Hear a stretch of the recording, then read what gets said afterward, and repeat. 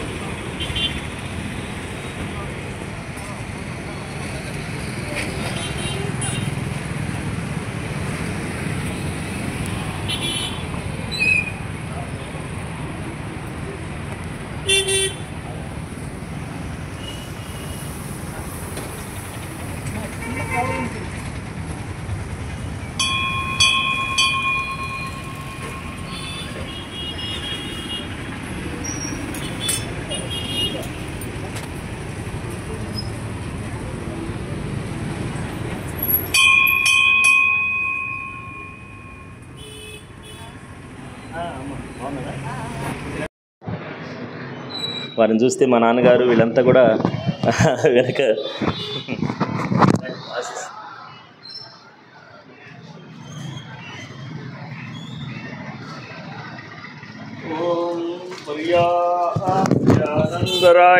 సర్వస్తోమోదిరాత్ర ఉత్తమ మహద్భవతే సర్వస్యాప్త్యై సర్వస్య జిత్యై సర్వమేవ తేనాప్నోతి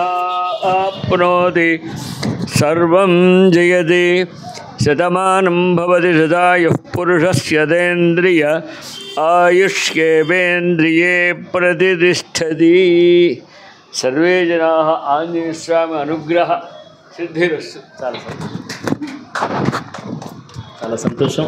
ఇక్కడ నిత్య భక్తులకి పెద్దలు సదాశివ శాస్త్రి గారు, పెద్దలంతా కూడా ఆ భగవంతుడి యొక్క అనుగ్రహం, ఆ రాధాకృష్ణుల కృప, గోమాతల యొక్క అనుగ్రహం నిత్యం మన చిన్న స్వామి చిన్న దేవాలయం అయినా కూడా ఇది దేదీప్యమానంగా ఆ స్వామి మహానుభావుడు అభయం ఆయన ఆరాధించే వాళ్ళకి నమ్మి కొలిచే వాళ్ళకి శ్రద్ధగా భక్తిగా ఆరాధన చేస్తుంటే ఇక్కడ అనుభవాలు మాకు ఎంతో ఆశ్చర్యం. ఒక్కోసారి శనివారం మంగళవారం ఉభయదాతలు కూడా ఎవరు ఉండరు, అయినా సరే స్వామి శ్రద్ధగా రామనామం చేస్తూ కూర్చుంటే మన్నాటికల్లా భక్తులు ఎవరో ఒకరు వచ్చి అలా ఎన్నో నిరూపణలు ఉన్నాయి ఇక్కడ. అలాంటి మహానుభావుడు ఆయన కృపతో అందరం మనమంతా కూడా ఈ జీవితం గడపాలని ప్రార్థన చేస్తున్నాం. జై శ్రీరామ్. అందరికీ నమస్కారం అండి. ఈరోజు మన గుడి ప్రధాన అర్చకులు శ్రీ శ్రీనివాస ప్రభు గారి జన్మదినం. అందరూ కూడా శుభాకాంక్షలు తెలియజేయాలని కోరుకుంటూ వారు ఇదే విధంగా అనేక పుట్టినరోజు జరుపుకొని నిత్య భగవత్ సేవలో వారి యొక్క జీవితాన్ని పునీతం చేసుకోవాలని పెద్దలుగా మనందరం ఆశీర్వదిస్తూ గోశాల మందిరం మన రాధాకృష్ణ మందిరంలో కూడా నిత్య పూజలు ఉదయాన్నే 5:30కే మనకు దీనిలో వచ్చేస్తాయి. వాట్సాప్ గ్రూప్లో నిత్యం గోవులను రాధాకృష్ణ సేవలో పునీతులై అక్కడి నుంచి వచ్చి మన స్వామివారి యొక్క నిత్య దీని మంగళవారం శనివారం విశేష పూజలు అందరూ భక్తులు కూడా బాగా సహకరిస్తున్నారు. చాలా విశేషంగా జరుగుతున్నాయి. ప్రసాద వితరణలో మన గుడికి ప్రథమ స్థానం ఉంటుంది. ఎప్పుడు కూడా అందరూ నిత్య భక్తులతో నిండిపోతుంటుంది. కావాల్సినంత ప్రసాదం వినియోగం చేస్తారు. అది మనందరి యొక్క ఇది. తర్వాత వచ్చేసి ఆ భగవత్ అనుగ్రహంతో చేస్తూ ఈరోజు వారి యొక్క అభిమానిగా నేను వారి జన్మదిన సందర్భంగా చిన్న స్వామివారి యొక్క శాల్వాను వారికి సమర్పిస్తూ ఒక భగవత్ సేవ కోసం 1116 కూడా వారికి సమర్పిస్తున్నాను. మీ అందరికీ చెప్పుకుంటూ సెలవు తీసుకుంటాను.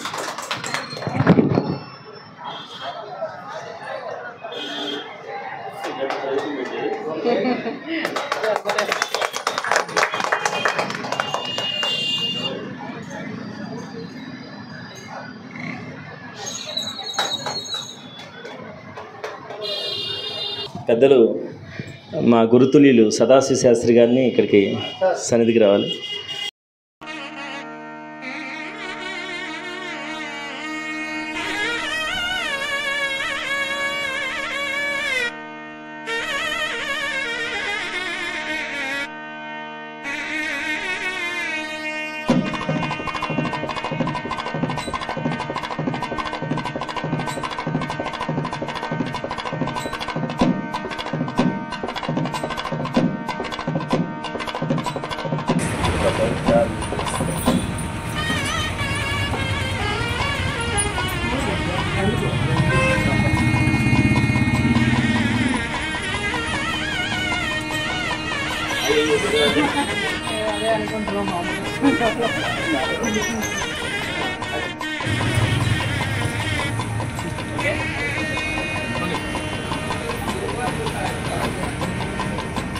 ఐశ్వర్యం భవతి శతమితి శతం దీర్ఘమాయుః పర్యాప్య అనంతరాయాయ సర్వస్తోమోతిరాత్రముత్తమః సర్వస్యాప్యై సర్వస్వైశ్చై సర్వమేన ఏనా ఆప్నోతి సర్వం జయతి శతమానం భవతి శతాయుః పురుషः శతేంద్రియ ఆయుష్యేవేంద్రియే ప్రతిష్టతి రోచనో రోచమాన శోభనో శోభమాన కళ్యాణః. చాలా సంతోషం. సాక్షాత్ పరమేశ్వరుడు వచ్చినట్టు చాలా సంతోషం. మంచిది.